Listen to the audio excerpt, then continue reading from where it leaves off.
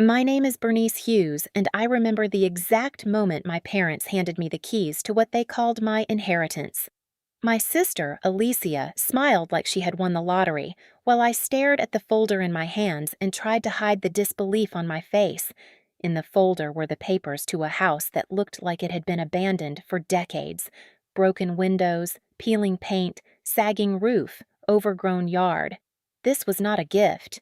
At least, that is what they wanted me to think. My parents had a plan. They wanted to reward the daughter they saw as delicate, favored, and deserving. That was Alicia. And the practical, capable daughter they handed me decay. I opened the folder, and the house in the pictures looked like it had given up on life. And my parents watched, smiling, like I would nod and say thank you. I did nod. I said thank you. Inside, I felt my stomach tighten, but I had been trained my whole life to swallow disappointment politely. My parents had always handled things this way. Alicia needed comfort. Bernice needed responsibility. That was the rule. A week later, I received the keys and walked into the house alone. The air smelled of dust, mold, and old wood. The floorboards groaned under my weight, and the silence was broken only by the occasional drip of water somewhere inside. That first night, I set a bucket under a leak in the ceiling and sat on the floor staring at it fill drop by drop. I thought, Bernice, this is going to be your life if you let it be. But I refused. I whispered to myself, I am going to make this mine. Not because they believed in me, not because they cared, but because I would not let anyone treat me like I was less than deserving ever again. The next day, I started learning everything I could.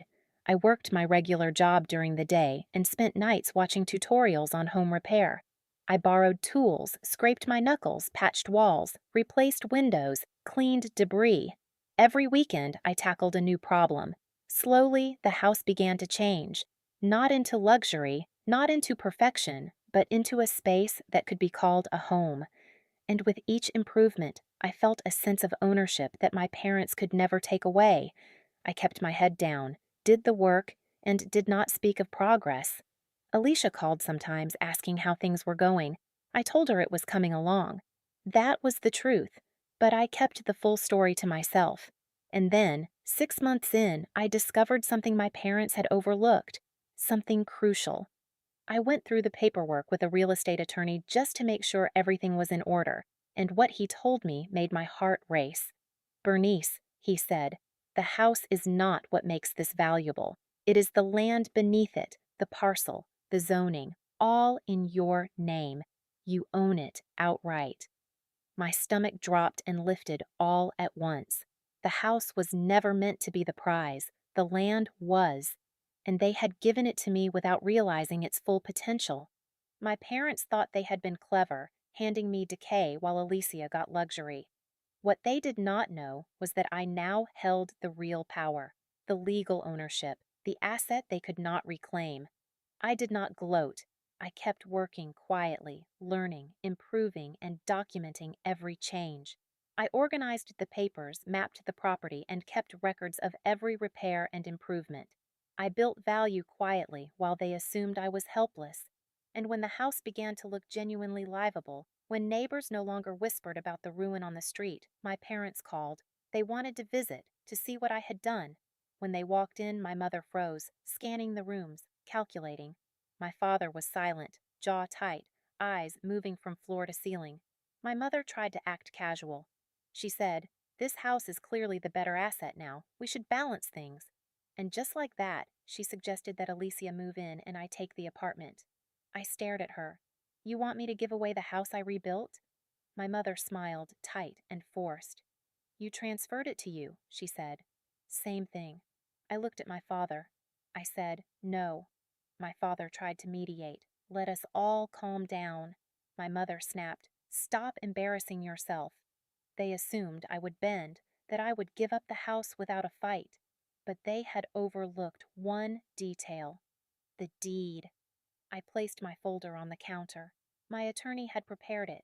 Deed, parcel maps, zoning documents, all in my name. Alicia stared. Her confidence faltered. My mother leaned over my father, trying to intimidate. I said calmly, "If you try to move her in, my attorney will respond." Silence. They realized the mistake. They thought they were playing a game. They were not. I had turned decay into power. I had built something valuable where they saw worthless ruins. And they could not take it back. Over the next weeks, they tried subtle manipulations, calls, text messages, half-hearted guilt trips. Each time, I responded with calm certainty. The house belonged to me.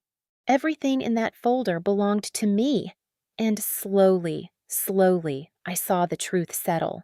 My parents could not erase the effort, the repairs, the improvements, the legal ownership. Alicia could not charm her way into my home. They had underestimated the quiet, practical daughter who had been trained to endure, who had learned to observe, who had learned to act. And when the market shifted, when developers began noticing the area, I had the final laugh. Offers came, not for the house itself, but for the land. I had turned what they intended as a punishment into a priceless asset. My parents had handed me what they assumed was decay, and I transformed it into a victory that they could not undo. And in the end, I kept the house. I did not sell it immediately. It became my home, my proof, my statement.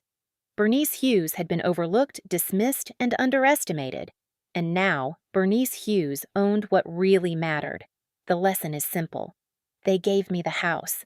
They thought I would fail. They assumed I would accept scraps. They did not know that I understood the value beneath the surface.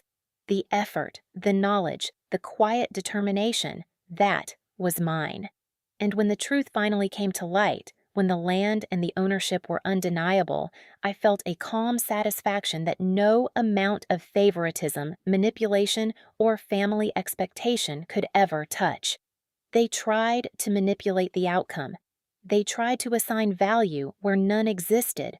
They did not count on the one thing that cannot be taken: diligence, intelligence, and resolve. The house, the land, the deed, all belonged to me. And that is how I turned betrayal into triumph. They left me with ruins, and I built an empire. Not for revenge, not for spite, but for proof. Proof that underestimation is dangerous. Proof that patience, effort, and attention to detail pay off. Proof that Bernice Hughes does not accept scraps. And that is the story of how a crumbling house became the source of everything they never thought I could achieve. They never saw it coming, and I never needed them to,